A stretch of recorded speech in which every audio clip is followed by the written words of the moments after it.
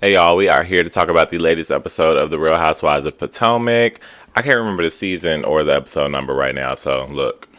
Ashley is prepping for her housewarming. She's, buying plants for her house, and her mom shows up, and she talks a little bit about introducing Nneka. And I really want to, I hope that's how you pronounce it, because I do want to pronounce it correctly, because I think that that's important, but we'll talk about that a little bit later. Nneka, I guess, allegedly met Wendy once and knows her cousin-in-law or something like that, so they have already met or whatever.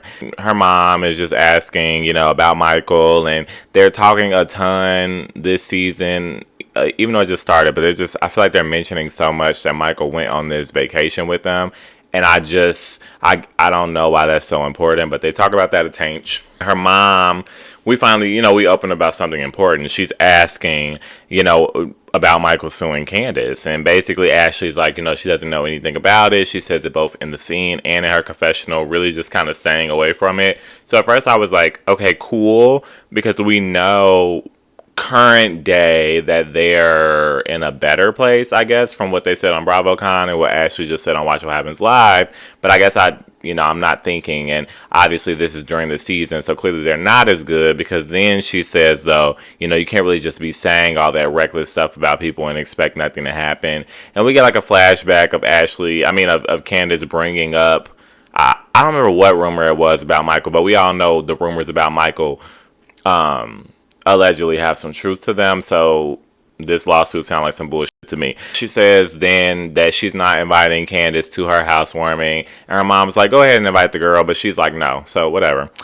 Who cares? We're with Mia and Karen. They're meeting up in the park to talk about their friendship. And I guess I do realize, Karen did technically bring Mia on. They were supposed to be buds or whatever. And, Karen, I will have to agree. I had to think about it a little bit. But Karen never really went against Mia. But Mia obviously followed up behind Robin and Giselle. She wanted to hang with them. So she started being weird. And she fell into not all last season, but she did end up falling into the Karen rumor thing. Obviously at the finale, bringing up the thing of the thing. So they link up. Karen's not feeling her. She gives her a handshake, which she kept consistent throughout the whole episode, and honestly I would love to see her do that all season. I thought it was hilarious. Mia's position is one that I hate to hear, because it's so sandbox and so idiotic to say out of a grown person's mouth. But she's telling Karen, that she never lied about Karen. She was just saying, this is a rumor that I've heard. Like, she prefaces by saying, I wasn't speaking it to life. I was saying this is a rumor that I heard. And it's like, girl, quit with the semantics. Like, in Housewives land, like, we gotta stop with that bullshit justification, because it sounds insane. Karen, I like her approach. She's just like, let's stop bringing up rumors as truths.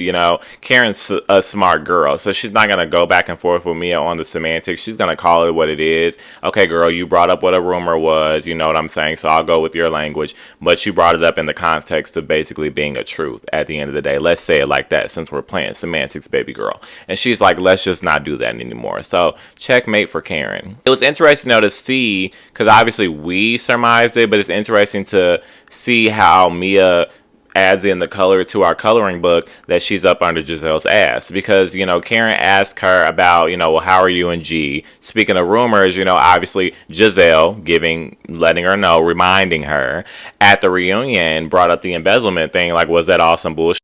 And Mia's like, well, it was some bullshit, but to Giselle's credit, when she said those 3 words, she was just as in a sunken place as Robin was for me. And she's like, I was, to Giselle's credit, I was thinking the same thing. And Karen's like, really? Because that's your husband. So, like, you were thinking that your man was probably embellishing. And she was just like, embezzling. Did I say embellishing before? Embezzling. Karen's like, so you really thought that your husband was embezzling funds? Like, and Mia's like, girl, it was just a lot going on. Like, I don't know, blah, blah, blah. Again, like, I can understand, why she may have felt that way, but giving Giselle a pass is what's throwing me. And I think it threw Karen. Again, smart girl. She knows what's going on. She then is talking to Karen, and she gives her little, half-baked story about the fact that she doesn't drink anymore. And she gives us some more information to say, basically, when the Mia thing and the Wendy thing happened in Miami last year, it's at a time where she was taking medication but also drinking, which I also feel like is a commonly used thing in housewives land that I think we need to lay to rest. So it kind of feels like Mia is just reading from the housewives handbook of bullshit, and she's just applying different things from different chapters each season. And Karen finishes this out in her confessional. She's like, once you cross me, it takes me a really long time to come back, so I don't really expect to move forward with Mia. I'm expecting her to flip-flop, whatever, wherever she chooses to go with the thing. So I'm glad that Karen has that awareness and is not going to do this fake, like, okay, well, me and Mia are a good thing, because it's a strong pass, and I live for that. We got a quick little something about Candiace, and, she's meeting with her manager, I believe that it was, and they're talking about the fact that, she's leaving the label that she's with right now, and she's looking to go to like a more major label. And, as they talked about in the first episode, she's planning on going out on her second leg of the tour.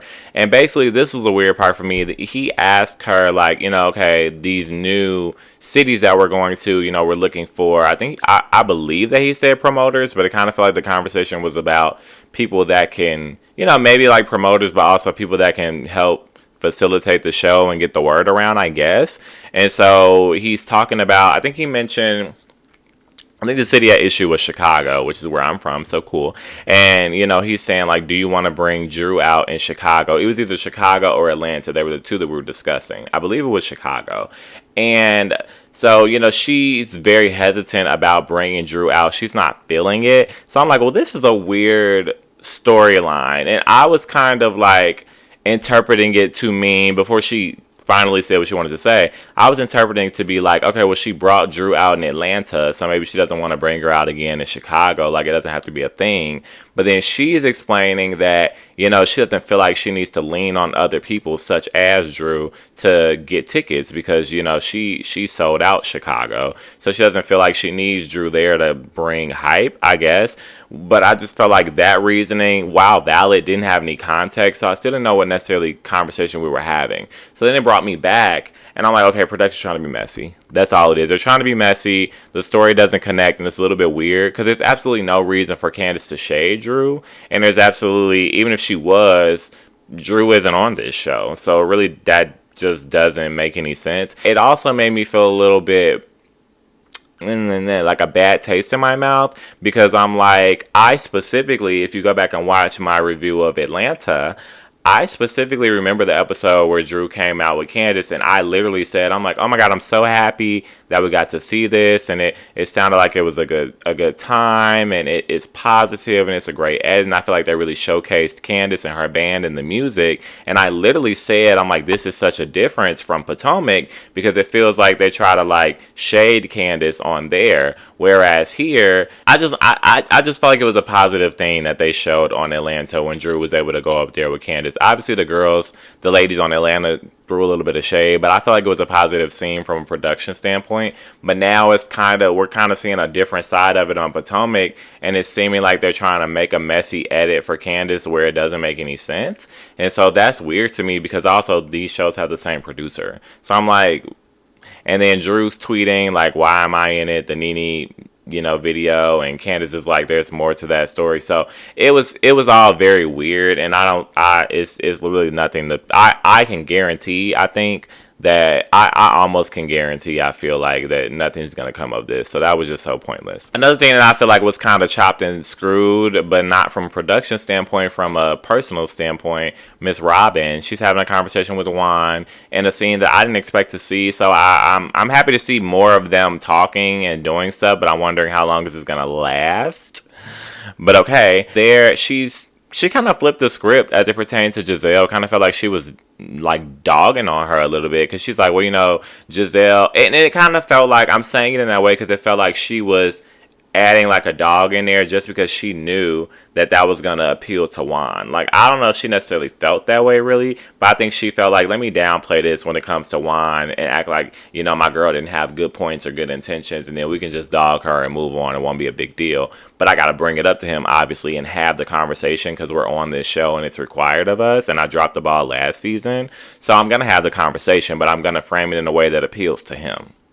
So she does that, and she's basically just like, they had concerns, and it's like, and Juan brings up, he's like, do they think that we don't have conversations about this stuff? She's like, right, like, it might be new to you guys, but it's not new to me. And it's like, the issue is not that it's new, Robin. Like, the people are trying to get you to wake up from that nap that you're taking. Like, has nothing to do with the sequence of events. We know what happened. We're trying to see, do you know? And clearly you do not. She even kind of, of course not, she doesn't frame it as a question that she wants to know, but she's like, well, the ladies want to know, like, even after the situation, like, in terms of optics, why would you then be seen, at the nail shop and, like, at the laundromat? And Juan's, like, screaming, like, I don't care. And Robin's validating it. She's like, I don't care either. Like, I don't care what they have to say. It literally doesn't matter.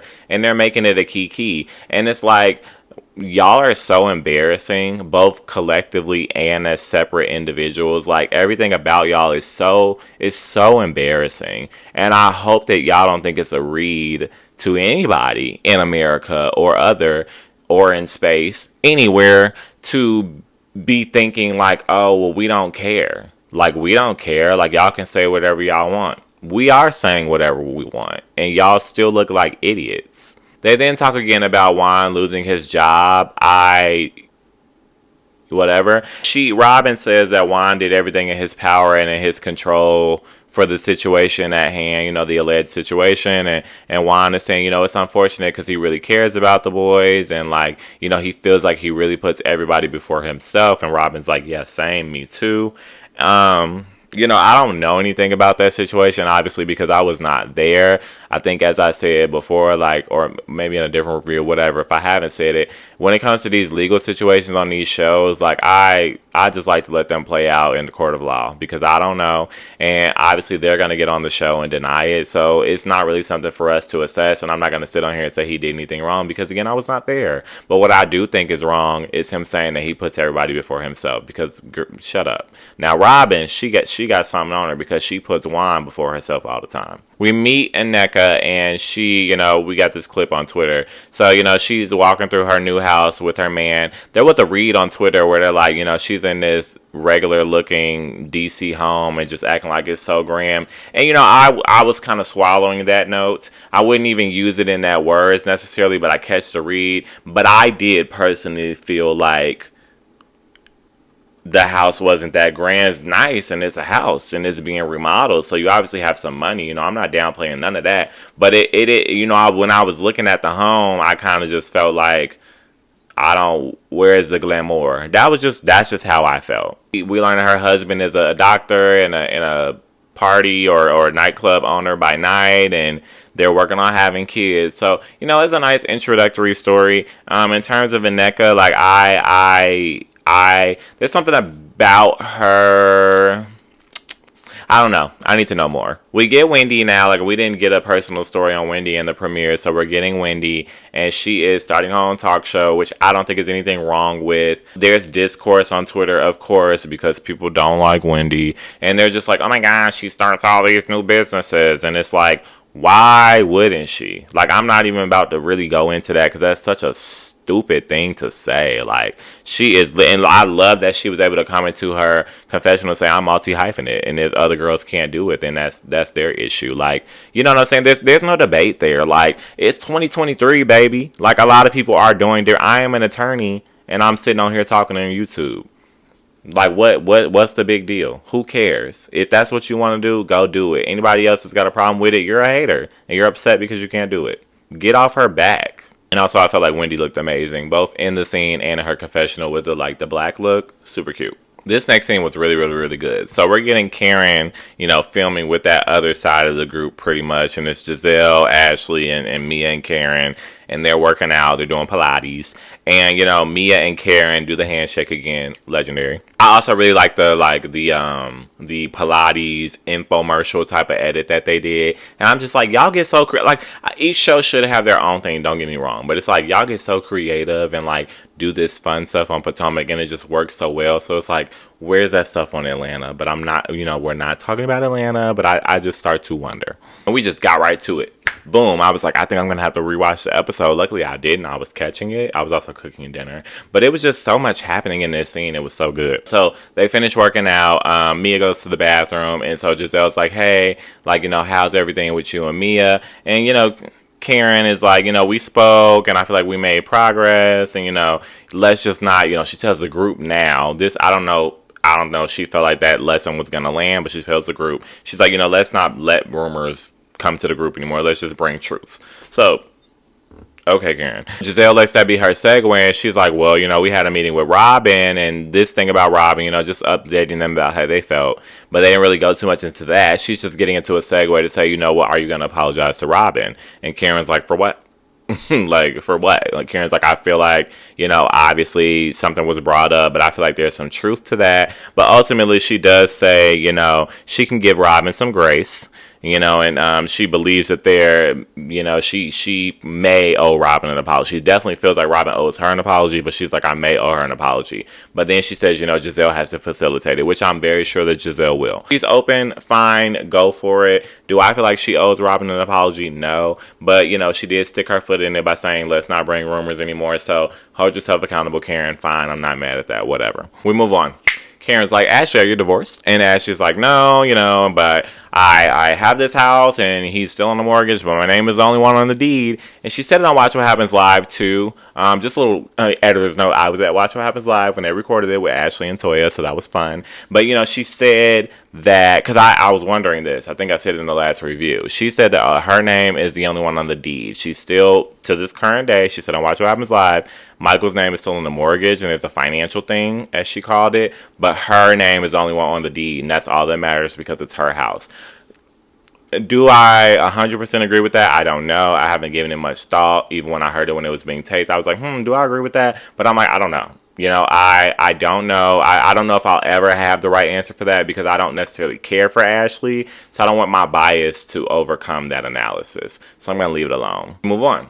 Mia asks Ashley, do you know why Michael is suing Candiace? Again, she says no, and they move on pretty quickly from that. Again, Karen's like, okay, so how do y'all feel about Candiace? Like, how's everybody doing about Candiace? Giselle says, I don't know who that is. Nobody really cares. We move on from that because we don't know who you are either. Ashley sheds on the fact that, after the reunion, Candiace sent her a text message, and basically the text message said, like, Candiace was saying to Ashley, I've learned that you'll basically contrive with the other group to come up with rumors and embellish and, do anything for the sake of entertainment, do anything for the sake of this show. Like, these girls will do anything for a peach, right? So she basically is like, don't talk to me. You made it clear we're not friends. So, boom, it's over with. Ashley's like, I ain't never did anything. Like, I don't even know what she's talking about. Like, I don't know what the issue is, as Ashley also would do. So she's like, she told me not to talk to her, so I ain't talking to her. But because of that, she lets them know she didn't invite Candiace to her housewarming, but no tea, no shade. Karen already told Candiace, and Candiace is like, she's gonna be out of town anyway. I guess she was in California. So boom, boom, boom. Who cares? Whatever. We move on. As I did agree. Giselle's like, who cares? Let's move on. So yeah, let's move on. But then we moved on to something that I definitely did not care about. Talked a bit about Giselle and this boy named Jason. Only interesting thing about that was Karen reading the age difference in the confessional. Moving on. We get to Ashley's housewarming, and her uncle's there, and he's usually pretty honest or whatever, and so he's feeling some type of way. Again, we're talking about this daggone trip that Ashley went on and Michael was there. I just don't think that that's so important. Like, they share children. I really don't think there's tea there. They don't really have a relationship. They barely had a relationship while they were married, so I don't even know what the question would be. Like, are they still together? They were never really together in the first place, so that's just not a big deal. Why are we still talking about that? Uncle was feeling some type of way that he was on the trip, but he's like, sometimes Ashley goes her own way and does her own thing. We move on. We know that. We get Mia throwing just the taintiest bit of shade at the house. She comes in, she's like, it's so nice and blah, blah, blah. But she gets in her confessional and she's like, where's the water? Obviously Mia's housing situation is not ideal. So does she have the right to throw a little bit of shade? No. But what she said is valid because of the name of the house. She calls it the seaside or the water side or something that has to do with water, but ain't no water around. She's just like, where's the water? So that's a valid question. We get some interesting interactions as the ladies start to arrive, right? Like, so, Sharice comes in and she speaks to Karen, and Karen's cordial, a little bit warmer than they typically would be, but there's no hope there. We know that. But they do at least speak. My girl Wendy, they played this clip about 4 times because we got to, like, they played it, they replayed it, we got a commercial, they played it again, baby. And Wendy comes in and she speaks to everyone except for Giselle and Mia. Like, she literally just saunters on past them, baby. It was like, speak, skip, speak, skip. And I thought it was iconic. She's in her confessional and she's like, the civility thing is out the window. Like, I'm not being civil anymore. I spoke to who I wanted to speak to, and we move. What really made it funny was, later down the line when Deborah walks in and Wendy, the look on Wendy's face when I tell y'all that is my goddamn mood. Like, listen. Even when she gets her little read in on Deborah, because she is perplexed. She's like, girl. I mean, I know this is a housewarming, but I didn't know it was a kids' party. Like, the entertainment came early. And finally, on our list of interesting guests, look who's coming to dinner. Robin walks in, and she's all big and bad in her confessional with no context because ain't nobody saying nothing to her. I doubt anybody's really paying attention to her. But she's in her confessional like, I ain't ducking no questions. And if somebody has something to say to me, they can say it to me. We've noticed that. Like, nobody is threatened by saying anything to you, Robin. Nobody's afraid. So I don't know why you're getting big and bad, but please shut up. Throughout the scene, nobody says a word to Robin. And Nneka comes. She speaks to Wendy, and I'm wondering if there's going to be a difference in the stories told, obviously, because Nneka said that they had met before. Wendy seems like she's asking her confessional. She seems like she's not 100% clear, but it doesn't seem like she's trying to be messy. She's just like, we've run into each other's before. I feel like she was just trying to be politically correct. So I don't think there was a problem. And it does seem like they were kind of getting along at the table. What I thought was weird in terms of Nneka was that they were calling her Nneka. And Wendy corrected it. She's like, oh, no, it's Nneka. And, Nneka confirmed it. She's like, yeah, there are 2 N's, but, like, you have to make it easy. And I'm like, no, you don't. That's your name. Like, I thought that was weird. Obviously, it's not my struggle. My name is Julian. Not too hard to pronounce, even though people do mispronounce my name.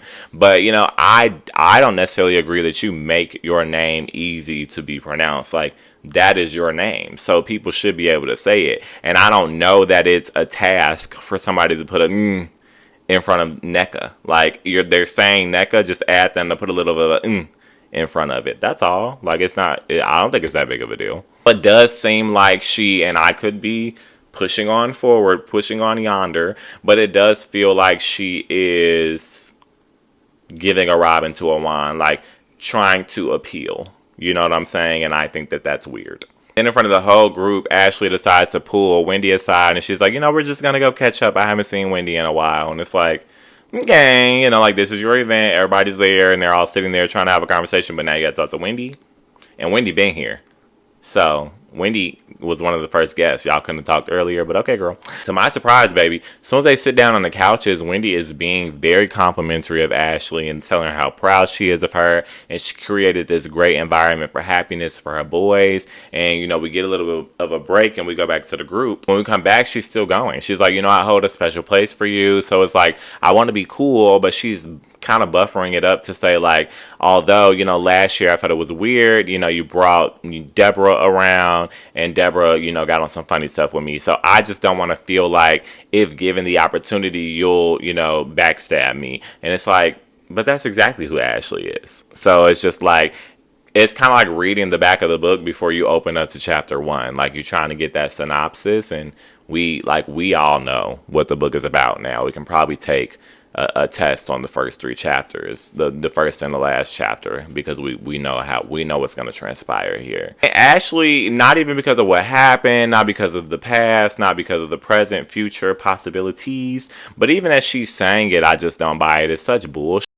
She's just like, well, maybe you haven't gotten a chance to trust me and you feel that way because we haven't spent time together. We haven't gotten to know each other. And I feel like Wendy was clocking that was bullshit. She's like, girl, I invited you to my son's party. And we didn't get much context, but obviously Ashley did not go. So she's like, maybe the invite stopped there. And Wendy's like, well, yeah. So it's like, that's bullshit. Like, the reason that you're sneaky and weird and do this weird conniving stuff ever since you started being on this show has nothing to do with the fact that you lack personal time with those people. It's because you're messy. She also, I feel like Ashley always is twisting things, right? Like, so she turns it on Wendy and she's like, I feel like you're guarded and you don't want to be open and vulnerable with the group, and maybe that contributes. And I feel like there's some gaslighting of Wendy in there, because she's like, at that point, like, if you want to be vulnerable with the group and you want to forge friendships, when do you want me to tell you, like, if I knew something? And she's like, so I told you about the whole, Deborah thing because, wouldn't you want to know? And Wendy kind of falls into that trap, which I wish that she wouldn't have. I'm sure she didn't fall too deep because she's extremely smart, but she fell into it a little bit. And I'm just like, girl, don't let her gaslight you. Like, she is so full of shit. There's literally absolutely, even given the track record with these women, Wendy has never been not vulnerable in this group. Like, she would be the last person that I would say that about. She's always been open with the group, even though y'all openly hate her. And Ashley starts and gives a two-part beef starter between Nneka and Wendy, which is just so... like, she starts off with a very weak point of, I brought up that you were a doctor to Nneka, and she basically was like a doctor of medicine, and, she's like, no, a PhD, doctor of philosophy, kind of painting it as Nneka was trying to downplay. When I saw the clip, I didn't necessarily feel like that she was trying to do that. I could see that there maybe had been some underhanded shade, but it wasn't a big thing. And Wendy, she wasn't there, but even in hearing it, she doesn't seem like she was super moved or bothered by that. She's just like, girl, she got her little cute read in her confessional. Like, she's still doctor. You're still gonna call me Dr. Wendy, but it wasn't a big deal. Since that wasn't good enough, Ashley's like, okay, let me shake the hell out of this table. Like, let me flip this table up. And she's like, well, also, we had a conversation about an article. Most of her telling this, we didn't hear because we're seeing the clip. And basically what happened in the clip is Ashley, it was all contrived by Ashley. Like, she brings up this article to Nneka about Wendy's family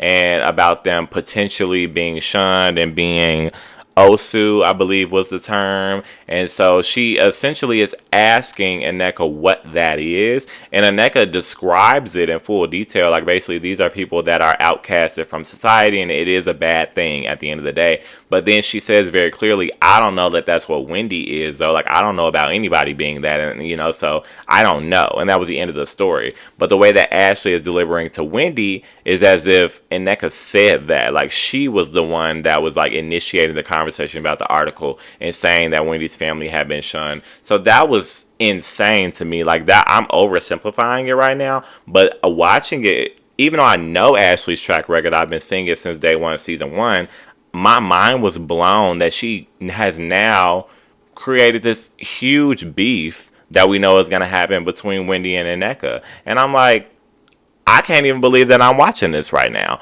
And the producers call her on it, which I liked in the confessional. She kind of laughs it off, as she's allowed to do because of her privilege. And she's like, oh, I've been drinking, so maybe maybe I forgot. And I've always felt really annoyed as a viewer from day one that Ashley has always been like this, but she gets much less criticism than Candiace does for doing the same thing. Because I personally don't think that Candiace is as bad as Ashley. I believe that Candiace, if we're really going to get into it, I think that Candiace has bad moments, and I think that Candiace had a really bad moment in that season where she was on Ashley about having children and the drinking thing. I think that she definitely was a dog with a bone with that, but I think that people blew that up and was like, Candiace is so terrible, not acknowledging that Ashley has always been terrible. And Ashley has been on the show longer than Candiace, so her track record started a long time before we even met Candiace Dillard. Now Bassett, but then Candiace Dillard. But, whatever. But, then Wendy gets in her confessional and she confirms, like, yeah, the Osus are outcasts. But she's like, that's not me, though. And so, obviously, we know where this is going to come from. And I'm just like, I'm not excited to see this. And it feels, somebody tweeted this, and I was, another thing that I wasn't swallowing this one, but I was trying not to feel this way, and I was trying not to jump into it, but I felt like this when we first found out Nneka was coming on the show, and when we first found out that Nneka and Wendy were not getting along, because obviously while they were filming, we got tidbits, the people talk, and we didn't have the context, we didn't know, but I automatically felt like it's so annoying that we've been dealing with this colorism issue on Potomac for 2 to 3 seasons. They've been discussing it a lot, right? And it's been at issue. And so it's annoying that they brought on another beautiful brown skinned woman, and she's also African. So you would want her, a Nigerian, you would want her to bond with Wendy. Like that's just something you will want, not like expect, or not that it has to happen, but you will want that because it already feels like the girls already try to ice out Wendy for absolutely no reason. So you're kind of feeling like I would love for Wendy to have somebody to lean on in this show, and then she comes on and she's beefing with Wendy. So automatically I'm at odds with that. But then it's also feeling like now, Ashley brought her on, and Ashley's creating this issue between the two of them. So it kind of feels like Nneka was brought on as like the diversity. Obviously it's not diversity, but for lack of a better word, it's like diversity hire, right? To prove to us like, oh, there's no colorism issue, like we have this other brown skinned woman. But then they're gaslighting us and trying to flip it and say we brought another brown skinned woman on, and look, they didn't hate her, like everybody loves her. But guess what, she's beefing with the other brown skinned woman. This is brown skin on brown skin violence, right? Like I hate that, and I hate to think that is what's going on. But that's what it's looking like. That's all I'm going to say until we see more. And I will see y'all in the next one.